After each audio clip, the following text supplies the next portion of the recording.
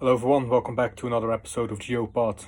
I'm your host, Dylan Woods, and on today's episode we're going into some of the recent developments within the Middle East, particularly the US strike on Iranian nuclear facilities, namely Fordo, Natanz and Esfahan, as well as the recent ceasefire, which went into effect at midnight today between Israel and Iran. I have quite a lot of opinions regarding both these developments, so this episode will revolve around that. I specifically waited to record another episode just to allow the information to settle, if you will, namely regarding what damage was inflicted on the nuclear facilities, what were the countermeasures that Iran employed, what was the effect of the other ongoing Israeli attacks still taking place above Western Iran, Central Iran and Tehran. But now that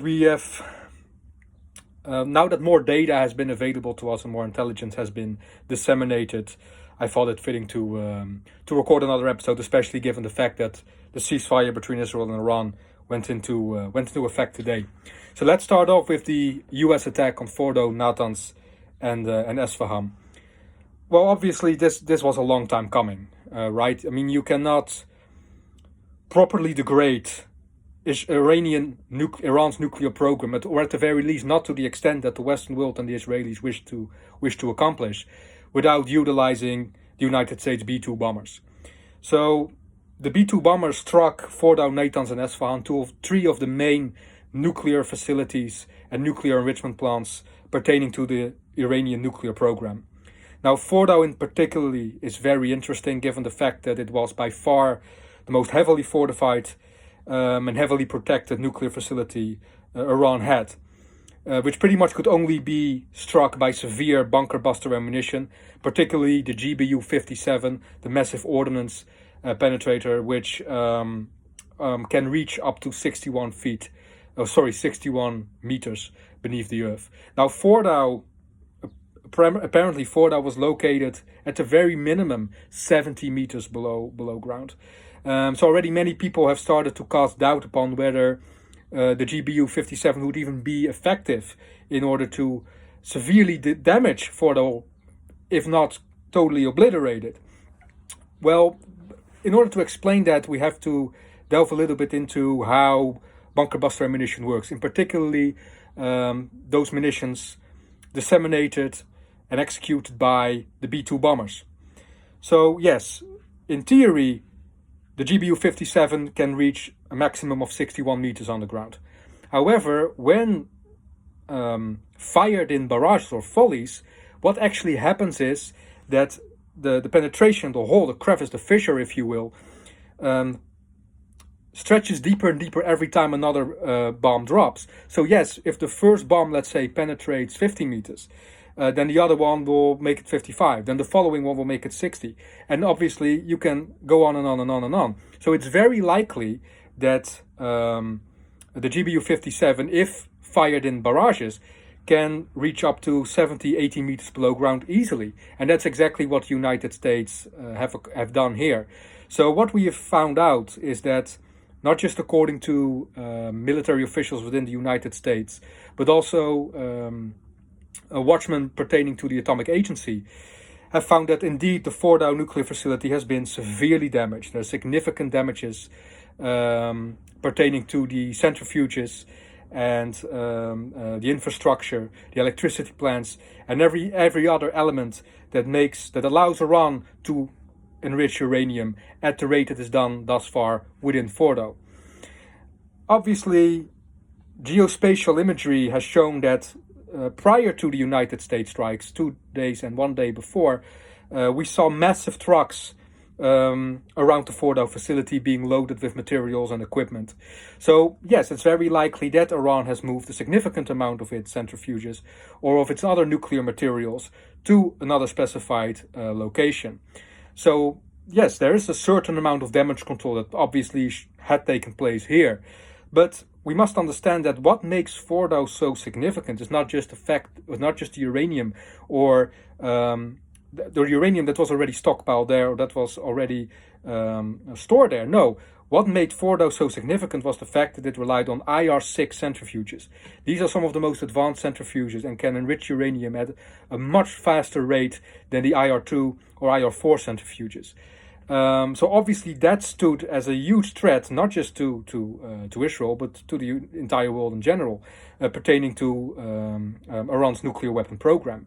So with these centrifuges neutralized, or at the very least severely damaged, that alone will set Iran's nuclear program back probably by a couple years at the very least. Not to mention the damage already inflicted upon Natanz and Esfahan, not just by B-2 bombers or cruise missiles, but also by Israeli aerial campaigns lasting ever since June 12th. So we have to come to the conclusion that Iran's nuclear program has been set back. Their main nuclear facilities have been severely damaged and degraded. Whether or not they have been completely rendered obsolete, that remains to be seen. What we have seen, however, is that the Israelis started targeting roads leading up to Fordo in order to obstruct Iranian efforts to further take away vital equipment and other resources from that plant to another specified location. So obviously the Israelis are already concerned with the fact that Iran might look to regenerate or to extend its operations on another unspecified location. And that might very well be. However, it's very unlikely that they will be able to do so at a rate and at a scale that they've been able to do so thus far at Fordo, Natanz and Esfahan. So yes, Iran's nuclear program has been set back, has been degraded severely, as well as its ballistic missile program, which we'll delve into a little bit later. So we must call the United States attacks a huge success by any means. I mean, they accomplished what they set out to accomplish. That was severely degrade the most heavily fortified nuclear facility Iran is rich, which is the Fordo nuclear plant. And obviously, yes, Iran is looking to mitigate damage as any other adversary would. However, the possibilities or the options that they have at their disposal are relatively slim, given the fact that Israel's aerial campaign has rendered a lot of their sites and storages obsolete, destroyed, or at the very least severely degraded and or compromised. So it's very unlikely that Iran can resume its nuclear program in the short or mid-term without sufficient aid from the outside world. And also we'll delve into that a little bit later. So yes, obviously Iran struck back, or at the very least they did an attempt to strike back. They targeted some US bases in Qatar without any casualties. All the missiles, I believe it were 14 of them, 13 of which have been directly struck down by United States missile defense efforts, where the other one was a loose rocket, so they pretty much let that one slide. So that, I believe, for now would mark the end of the exchange between the United States and Iran, which brings me to my next point, and that is the ceasefire that went into effect at midnight today, at the moment of the day that I record this clip, between Israel and Iran. So both Netanyahu as well as the Iranian leadership have agreed to the ceasefire, which is quite surprising in my opinion, given the fact that the Israelis previously stated that they needed just a bit more time to fulfill their objectives. Netanyahu claims that all the objectives as of this point in time were achieved, which is the degradation of Iran's nuclear weapon program, the degradation of Iran's ballistic missile program, the degradation of Iran's aerial defensive capabilities, and the degradation of the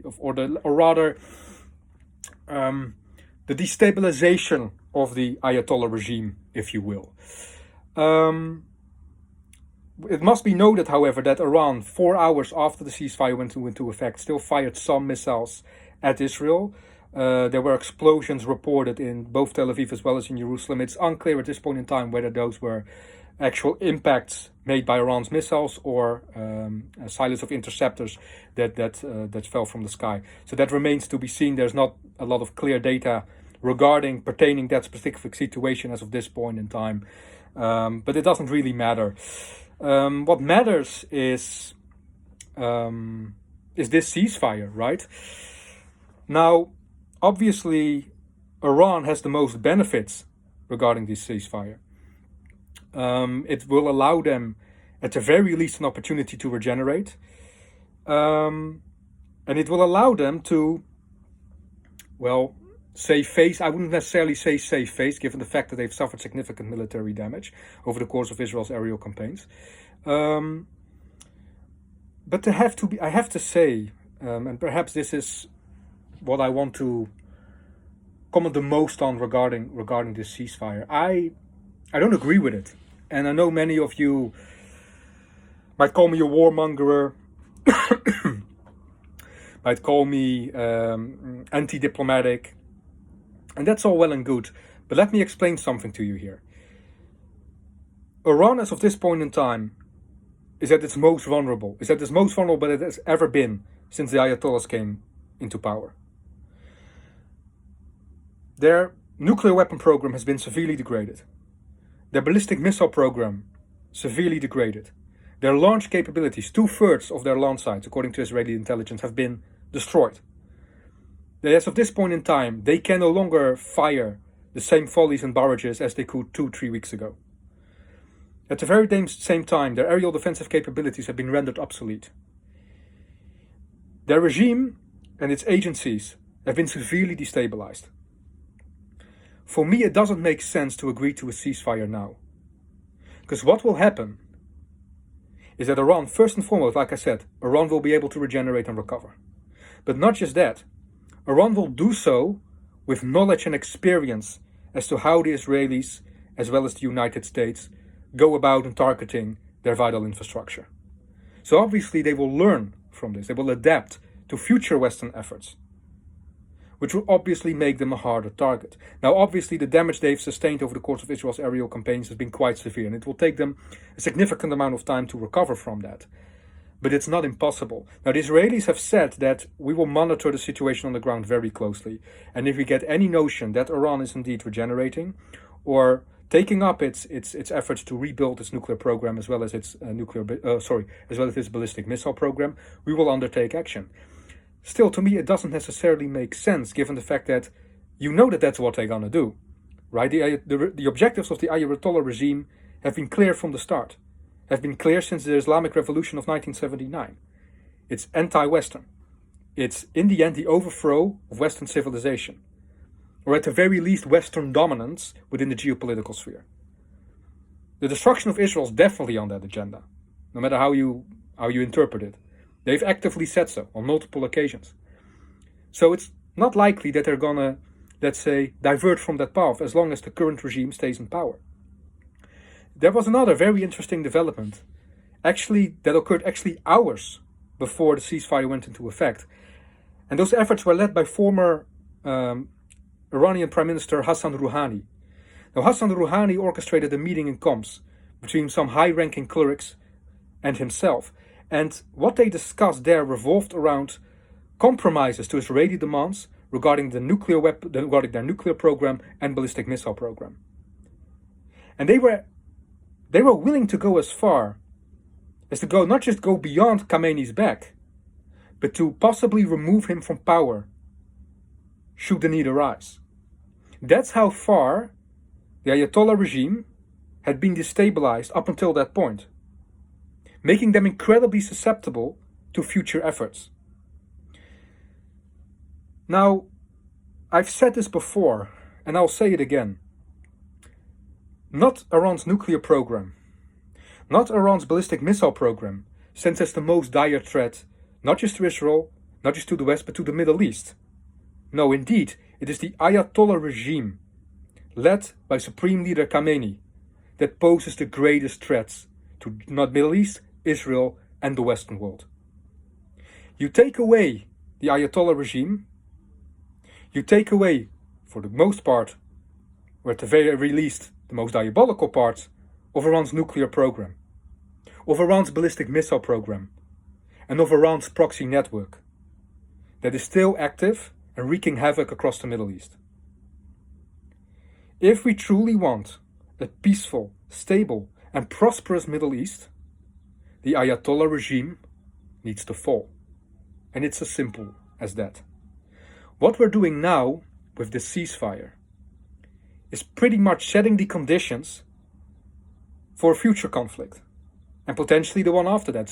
Very similar to the confrontations Israel's had with Hamas in 2008, 2012, 2014, now 2023.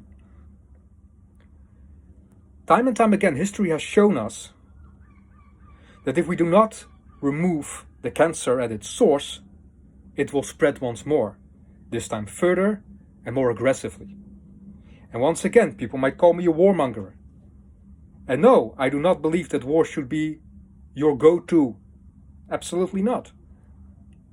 I agree, diplomatic solutions should be sought, should be looked after, should be committed to the furthest extent possible. I 100% agree with that. The problem that we have in the West is that we have forgotten to draw the line.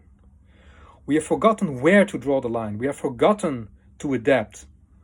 We have forgotten to assess and analyze pertaining to when diplomacy stops being efficient and merely becomes a tool serving our opposition, who doesn't share our same values, who doesn't share our same vision and dreams regarding a stable Middle East or a stable globe for that matter. War is a tool. War is still a necessity in today's world to remove the threats posing against it. Unfortunately, but it is the truth. Now, a proper strategist, a proper visionary, understands when to rely on diplomacy. He understands when to rely on the silk gloves and when to equip the iron gauntlets. Now, here's another thing about war. And this is something that some of the greatest military strategists in history understood. Wars need to be decisive. If you're anti-war, then if you wage war, you might very well make sure that you only need to wage it once. Wage it efficiently, wage it decisively, so that you may never have to raise your arms again. And this is something that the Western world, something that the free world has forgotten. So no, I'm not agreeing with this ceasefire, because it only allows Iran to regenerate, to adapt, and to emerge more aggressive and potentially stronger in the long term. The Iranian foreign minister traveled to Russia on June 23rd in the hopes of eliciting Russia's support against the ongoing Israeli campaign. Russia pretty much said it runs on its own. Yes, they diplomatically condemned Israel's aerial campaign, but at the same time they're in no position to directly aid and or support Iran's military efforts against Israel, thereby further isolating Iran within this conflict. At the very same time, Hassan Rouhani was talking to some high-standing Shia clerics regarding the potential overthrow of the supreme leader. Meaning that as of this point in time, Iran has never stood more vulnerable as it does today. It only required a little push in order to topple the Ayatollah regime, or at the very least lay the foundations so that certain factions within Iran's opposition could directly challenge the Ayatollah regime. I will make another clip of this, however, given the fact that I believe Israel, although they have performed amicably over the course of this conflict, pertaining to their military objectives and efficiency, I believe they've made one mistake. But I will make another video about that, a strategy breakdown, if you will. So please stay tuned and wait for that one to be published. But coming back to this ceasefire, okay, yes, one can say it would allow Israel to resupply its aerial defensive systems, which have been depleted over the course of this conflict. And you could tell that by the way they systematically attacked Iran's missile launch sites, as well as their more sparse attempts to intercept incoming barrages and volleys. But at the very same time, I believe they would suffer less if they would continue on this path, fully degrade Iran's launch capabilities, fully degrade Iran's ballistic missile program, and set them back even more than they have done thus far. And this all comes back to our vision, to our perception of warfare, right? No, it's not good to be pro-war. It's not good to be a malevolent dictator just swinging your sword around wherever you feel like it. No, I'm not saying that either Israel or the United States or the Western world in general should do this. What I am saying is that if you wage war, you better make it decisive. This was an opportunity, and yes, there have been. Yes, the damage inflicted on Iran's ballistic missile program has been significant. Yes, it will, at the very least, compromise their abilities to support Russia in its production of drones and missiles and its war effort in the theater of Ukraine. But it will not render it entirely obsolete. And there was an opportunity to do that. Because the Israelis said just mere days ago that they needed approximately 2 more weeks to fully achieve all of their strategic objectives, which was the complete annihilation of Iran's missile launch capabilities, their ballistic missile program, and obviously their nuclear weapon program, which has been severely degraded as of this point in time. And then potentially, obviously, the destabilization of the Ayatollah regime, potentially setting up an overthrow of said regime. So here's what Iran is going to do. Iran is going to work behind the scenes to regenerate and recover to the furthest extent possible. If Russia is unable to support them in this endeavor, they will most certainly look to China and potentially North Korea in order to do this. Now, already China has delivered resources, unspecified resources and equipment towards them. What many intelligence analysts believed are components for the production of solid fuel ballistic missiles. So already we're seeing third parties eager to bolster Iran's recovery efforts, which already stands as in my opinion, a violation of, or at the very least, a taint on Israel's strategic objectives or strategic successes, right, if you will. We must understand that there is a time and place for war. And if you're anti-war, the best thing you can do is wage war so efficiently, so decisively, so strategically sound that you will not have to wage it again. But lately, or rather over the course of the past few decades, what the Western world has done is wage war to a certain degree, then crumble under pressure from the international community, agree to an ill-advised ceasefire, allow their adversaries to regenerate, to recover, only to having to wage war again 5 or 10 years later at a larger or higher scale with more threats facing their own troops. That doesn't make sense in my opinion. It doesn't make sense for any strategist. You finish your enemy when he's down. You don't allow him to get back up again. And that's a lesson we've forgotten in the West. War has a place in today's world, given the threats that's facing it. We, or rather the leaders of the free world, must have the capacity, the strategic understanding, not just to know when to wage war, but how to wage war, to mitigate damage, to mitigate destabilization on the long term, rather than quick fixes on the short term. And that is one of the most fatal flaws in current modern warfare, at the very least the way the Western world or the free world is waging it at this moment in time. These are just my thoughts. If you have any comments or questions for me, please feel free to leave them in the comment section down below. You can also reach out to me to one of my social media platforms, and I aim to get back at you as soon as possible. As I said before, I will probably do another strategic breakdown pertaining, in my opinion, to be the one flaw within Israel's strategy relating to its aerial campaign or its general campaign targeting Iran. I hope to publish that sometime this week, so please keep an eye on this channel. And as for now, I thank you very much for your attention and that you took the time to listen to this clip. And I wish you all a very blessed day and hope to see you all again soon. Thank you very much.